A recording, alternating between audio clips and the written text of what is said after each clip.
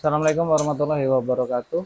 Jumpa lagi di channel Dr. IT Bird Farm, channel yang konsisten membahas tentang rawatan murai batu lomba dan penangkaran dunia burung. Di sini teman-teman ada hal-hal yang membuat murai batu seharusnya jangan dulu dilombakan. Karena murai batu yang kita paksakan untuk lombakan dengan kondisi tidak dalam kondisi, maka akan menambah masalah baru. Lalu murai batu apa aja jika dipaksakan nih? Masalahnya apa aja yang akan timbul? Dan murai seperti apa yang seharusnya belum layak untuk kita lombakan?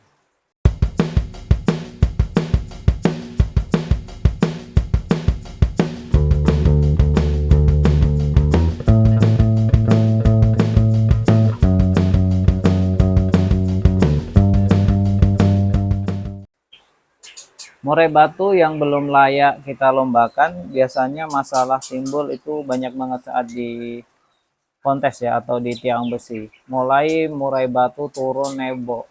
Ya. Hanya karena kesalahan sepele bisa menyebabkan murai batu kita turun atau ngelantai kalau orang bilang ya.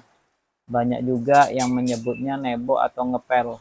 Nah, untuk murai batu yang jatuh, nurun atau ngepel biasanya murai batu ini pada umumnya itu murai batu yang masih muda, murai batu yang belum mapan, murai batu yang jam terbangnya itu masih minim. Itu bisa jadi salah satu sebab. Jadi kalau murai batu teman-teman masih muda terus turun, ini umum terjadi. Jadi jangan khawatir ya. Ini masih bisa kita tanganin ya. Teman-teman bisa ikuti terus channel saya ini di konten-konten yang lainnya juga. Lantas masih banyak juga masalah-masalah yang timbul ketika burung murai batu kita belum kondisi. Contohnya burung murai batu kita hanya pasang badan. Hanya pasang badan bisa dialami oleh burung murai batu yang belum kondisi. Contohnya burung murai batu yang seharusnya istirahat, kita geber, kita berangkat terus-menerus seperti setiap minggu kita lombakan.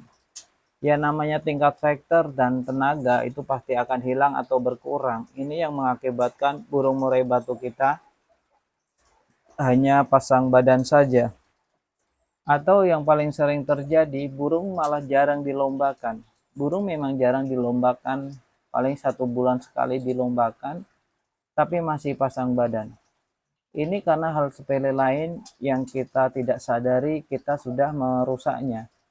Burung murai batu meskipun tidak pernah dilombakan, kalau di rumah dipancing menggunakan suara MP3 atau suara burung yang lagi tarung, ini juga bisa merusak keadaan dari murai batu itu sendiri. Menurunkan tingkat fighter dan mengurangi tenaga, inilah salah satu sebab murai batu kita tidak mau membongkar materi. Tidak serta-merta hanya tentang soal EF, penjemuran, tidak seperti itu teman-teman. Pengondisian adalah fondasi awal, hal yang paling pokok sebelum kita melangkah kemana saja. Kalau kita set ini set itu tanpa memikirkan fondasi dasar tadi tentang pengondisian, itu akan percuma. Burung malah akan menjadi berantakan nantinya, susah diatur, susah prestasi. Burung murai batu yang bagus biasanya di 95 ke atas itu berprestasi. Dalam artian kalau berangkat itu sering masuk juara. Ini baru burung bagus. Nah, kita masuk lagi tentang pancingan tadi. Ketika kita memiliki burung murai batu yang jarang kita lombakan, tapi di rumah kita sering setelkan MP3, sering bikin murai batu kita marah-marah, mengeluarkan materi atau gembrong-gembrong saat di rumah, ini juga bisa berdampak buruk untuk mengurangi tenaganya, mengurangi tingkat faktornya, ya tingkat sensitifnya atau responsifnya juga akan berkurang. Jadi kita benar-benar harus memahaminya. Ngetrack burung juga bisa menjadi salah satu sebab murai batu kita tidak mau mengeluarkan materi saat di lomba. Karena saat kita ngetrack burung, kita pasti tidak akan pernah tahu waktu. Kita ngetrack asal ngetrack, bisa berjam-jam dan sebagainya. Sampai kopi habis, bikin lagi, habis lagi pun masih lanjut ngetrek. Asik, ngetrek itu asik, ketemu teman-teman ngobrol ngalor ngidul. Burung yang jadinya neken sampai berhenti neken, neken lagi, berhenti lagi, dan seterusnya. Nah, hal-hal seperti inilah yang mengakibatkan murai batu kita tidak akan pernah kerja maksimal saat di lomba. Lantas masalah apa lagi? Masalah burung ngejar lawan. Burung ngejar lawan bisa diakibatkan karena burung kurang tenaga, ya. Burung kurang tenaga bisa diakibatkan dari kurang penjemuran, kurangnya nutrisi. Pada poin pokoknya adalah kurangnya pengondisian atau perawatan. Teman-teman bisa mempelajari Menpack ketiga tentang perawatan. Ya, itu di konten-konten sebelumnya sudah saya share mengenai Menpack metode perawatan murai batu prestasi. Ya, teman-teman silahkan cek saja. Di satu ada mental, ya, tentang kita belajar mental, bagaimana murai batu kita pola dasarnya mentalnya bagus. Nah, untuk konten kali ini saya start dari burung murai batu yang memang sudah bermental, tapi dia tidak mau bekerja. Karena kalau kita merawat burung murai batu tidak ada mental, mau dirawat kayak apa juga akan susah. Fondasi dasar adalah mental. Saat ketemu dengan burung apapun tidak akan pernah terganggu, saat dibawa ke jarak manapun juga akan tetap aman. Beda cerita ketika mental tipis.